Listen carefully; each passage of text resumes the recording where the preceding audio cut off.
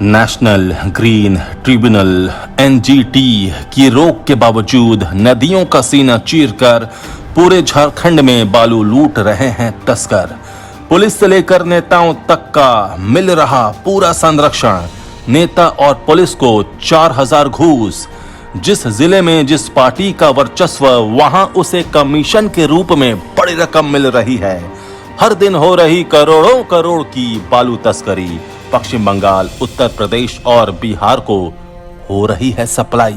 नमस्कार, आजाद सिपाही विशेष में आपका स्वागत है। मैं हूं राकेश सिंह।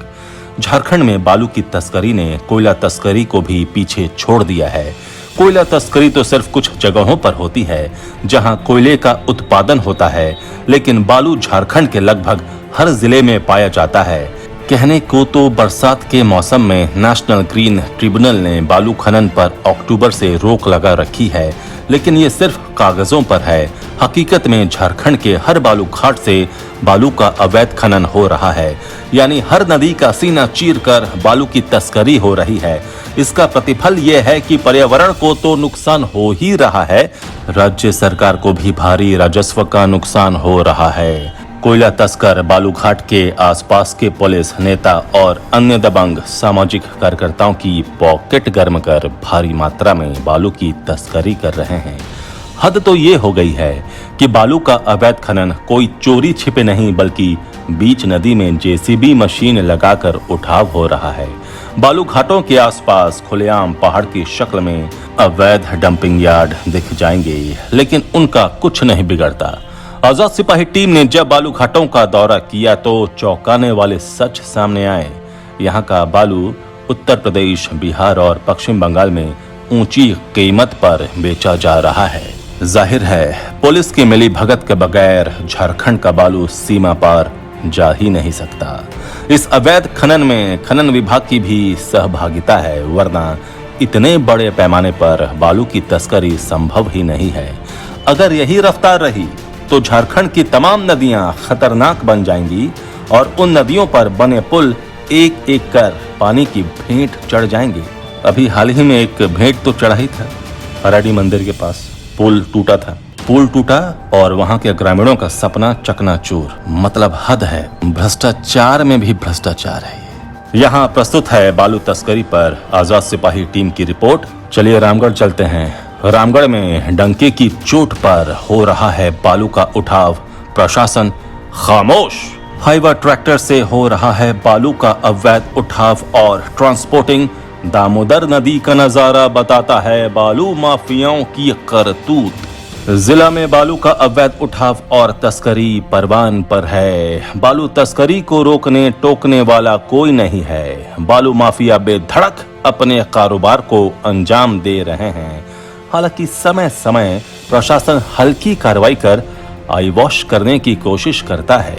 बालू के अवैध कारोबार में शामिल कारोबारियों का ये भी दावा है कि सब कुछ सेट है, कोई कुछ भी कर ले, कारोबार सीना ठोक के चलेगा। बालू के अवैध कारोबार में कारोबारी जेसीबी, हाईवा ट्रैक्टर का जमकर प्रयोग कर रहे हैं। इन्हीं आधुनिक मशीनों के माध्यम से दामोदर नदी से बालू उठाव कराकर अवैध स्टॉक बना रखा है। अवैध स्टॉक कर ऑर्डर पर कारोबारी चिन्हित स्थानों पर बालू भिजवा रहे हैं।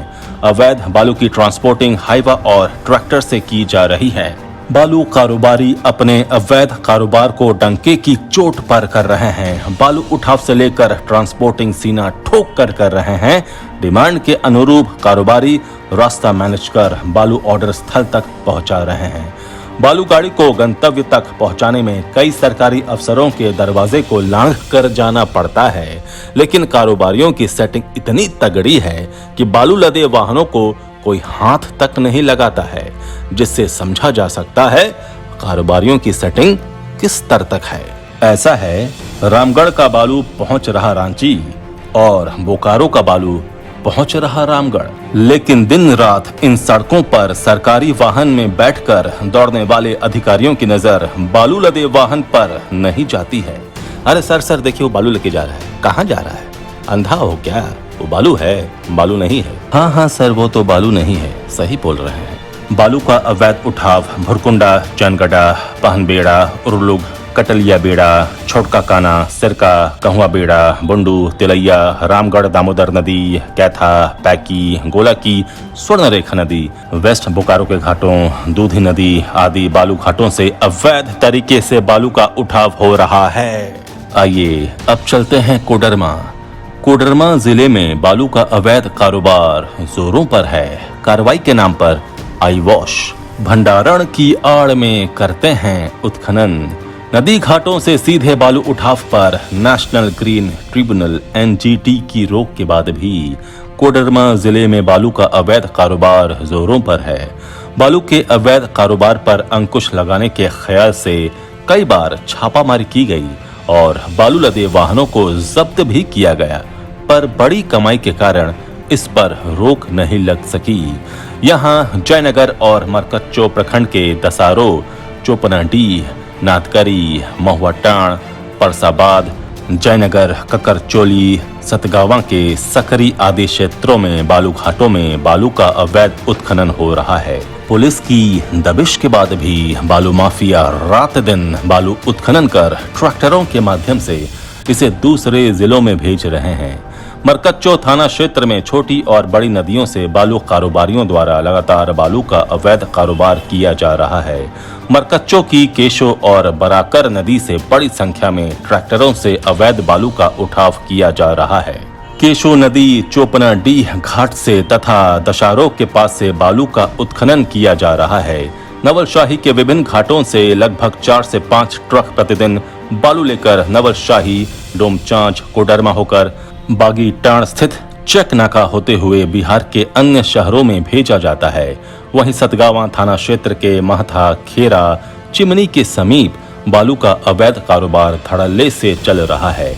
बताया जा रहा है कि 2 साल पहले यहां अवैध बालू जमा किया गया था, जिसे ट्रकों पर ओवरलोड कर पड़ोसी राज्यों में भेजा जाता है।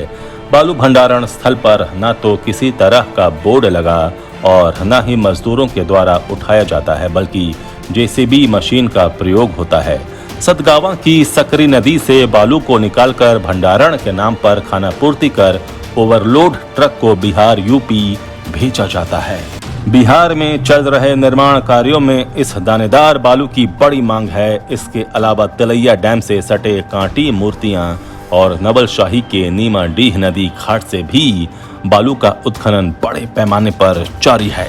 चलिए निरसा चलते हैं। निरसा के पंडरा, बेजड़ा, सिजुआ और बारबिंदिया घाटों से बालू तस्करी धड़ल्ले से हो रही है। हर दिन 100 हाइवा बालू निकल रहा है नदियों से। झारखंड सरकार द्वारा पूरे प्रदेश में बालू घाटों की नीलामी नहीं होने के कारण प्रतिदिन सरकार को करोड़ों का घाटा हो रहा है। बालू माफियाओं द्वारा निरसा के पंडरा, बेजड़ा, सिजुआ और बारबिंदिया घाटों के अलावा अन्य घाटों से बालू माफिया द्वारा प्रतिदिन 100 हाइवा एवं ट्रैक्टरों के माध्यम से बालू की निकासी हो रही है। बालू की तस्करी में एक पूरा सिंडिकेट काम कर रहा है। इसमें वरीय प्रशासनिक अधिकारियों से लेकर स्थानीय राजनीतिक दलों के नेताओं तक की सहभागिता है। यही कारण है कि यहाँ के अधिकारी और नेता आंखें मूंदे हुए हैं और बालू माफियाओं की चांदी कट रही है। यहाँ हर दिन लाखों का वारा न्यारा हो रहा है। सैकड़ों मजदूरों को लगाकर रात दिन नदियों से बालू इकट्ठा कर क्षेत्र के विभिन्न इलाकों में सप्लाई की जा रही है। डुप्लीकेट चालान बनाकर विभिन्न जिलों में भी बालू की सप्लाई की जा रही है। इन माफियाओं का इतना वर्चस्व है कि दूसरा कोई भी यहाँ तक कि आसपास के ग्रामीण भी 2-4 बोरी बालू उठा नहीं सकते। इन्हें पैसे दीजिए और उठाइए।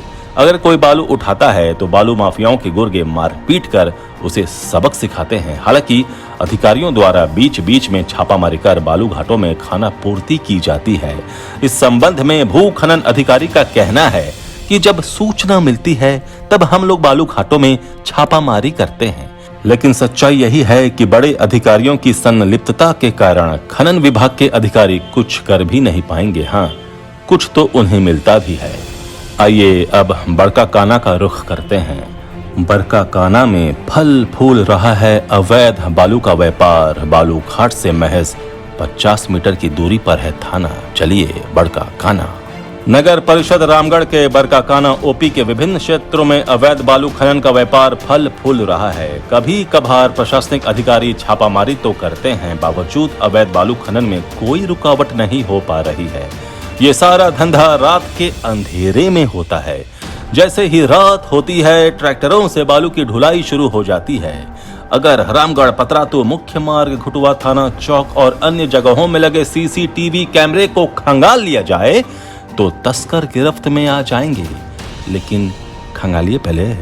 एक तरफ यहां बालू तस्करों की चांदी है तो दूसरी तरफ अपना छोटा मोटा घर बना रहे स्थानीय ग्रामीणों को 2-4 बोरी बालू मिलने में भी कठिनाई हो रही है। बालू मिल भी जाए तो ऊंची कीमत चुकानी पड़ती है। रामगढ़ पतरातू मुख्य मार्ग से 500 नहीं महज 50 मीटर पर बरकाकाना ओपी के रहते अवैध खनन का होना कई सवालों को जन्म देता है भाई। चलिए अभी के लिए ही इतना ही, अभी बहुत जिला बाकी है।